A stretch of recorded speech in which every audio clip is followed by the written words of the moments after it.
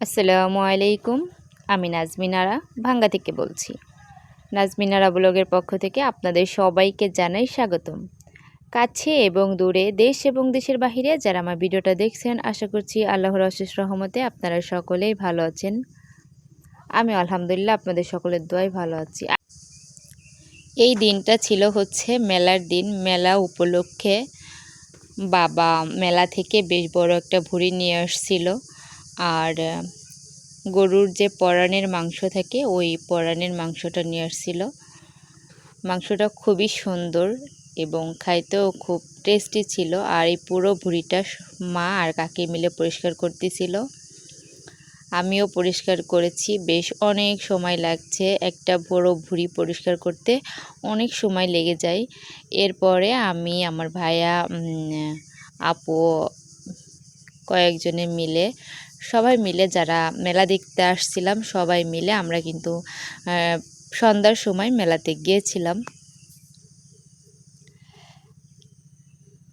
এই মেলা তখনই উপভোগ করতাম যখন ছোট ছিলাম।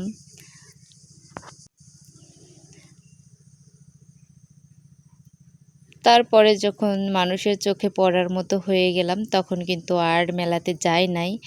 এরপরে খুব ভাগ্য করে আপনাদের ভাইয়াকে পাওয়া। আপনার ভাইয়া আল্লাহর রহমতে কোনো অনুষ্ঠান বা কোনো আনন্দ, সেখানে কিন্তু আমাকে যাইতে কখনো মিস করায়নি। আল্লাহর রহমতে আমি সব জায়গাতে যাইতে পারি।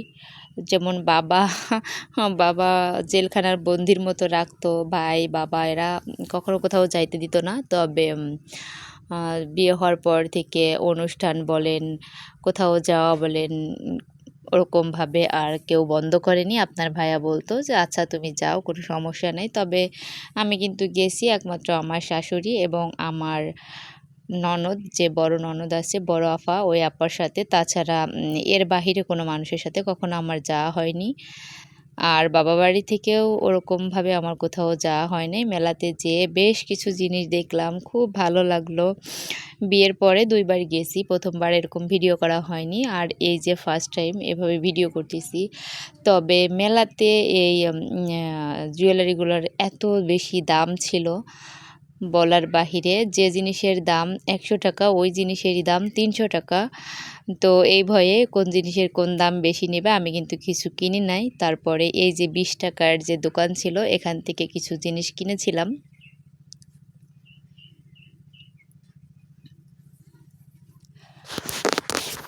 আসলে মেলাতে কেনার মতো তেমন কিছু থাকে না, যেটা থাকে শুধু দেখার মতোই। মেলাতে যদি আপনি কিছু কিনতে চান অবশ্যই কিন্তু ঠকবেন, কারণ মেলাতে কিন্তু বেশ ভালো আকারে দাম নেয়। তো চেষ্টা করবেন এমনি যে দোকানগুলা থাকে ওইসব দোকানগুলা থেকে, বাজার থেকে কেনার জন্য কখনো ভুলবশতও মেলা থেকে কেনার চেষ্টা করবেন না। কারণ আমি তখনই বুঝতে পারলাম যেই চুড়ি আমি ১০০ টাকা দিয়ে কিনি ওই চুড়ি ৪০০ টাকা দাম চাইছিল। তখন আমার মনে হলো যে না, এটা কেনা যাবে না। ৪০০ টাকা দিয়ে কেনা মানে বোকামি করা। তো ৩০০ টাকা লস। যাই হোক, টাকার মূল্যটাও কিন্তু অনেক। মেলায় গেছি এর মানে যে সব কিছু কিনবো তা কিন্তু না। তো মেলাতে মিষ্টিরও অনেক দাম ছিল। যেই মিষ্টি ১৫০ টাকা কেজি ওই মিষ্টি ৩০০ টাকা কেজি। যাই হোক, মেলা তো তাই ঘোরাঘুরি করা, দেখা, আনন্দ করা, মজা করা। তার মানে মেলা থেকে যে কোনো কিছু কিনে খাবেন এটা কিন্তু একদম ইম্পসিবল, কারণ এটা সম্ভবই না। ১৫০ টাকার মিষ্টি আপনি ৪০০ টাকায় কিনে খাইতে পারবেন না। এটা আপনার কাছে কিন্তু সংকটবোধ লাগবে। যাই হোক, এরপরে মেলা থেকে বাড়ি এসে এই যে চাঁদ উঠেছে, ফাঁকে ফাঁকে একটু ভিডিও নিচ্ছিলাম, ভালো লাগতেছিল, খুব আনন্দ করেছিলাম। সবাই কিন্তু ভালো থাকবেন, সুস্থ থাকবেন। আর ভিডিওর কোনো অংশ যদি ভালো লেগে যায় তাহলে অবশ্যই একটা লাইক দিতে ভুলবেন না। চাইলে চ্যানেলটা সাবস্ক্রাইব করে আমার পাশে থেকে যেতে পারেন। সবাই ভালো থাকবেন, সুস্থ থাকবেন। আল্লাহ হাফেজ।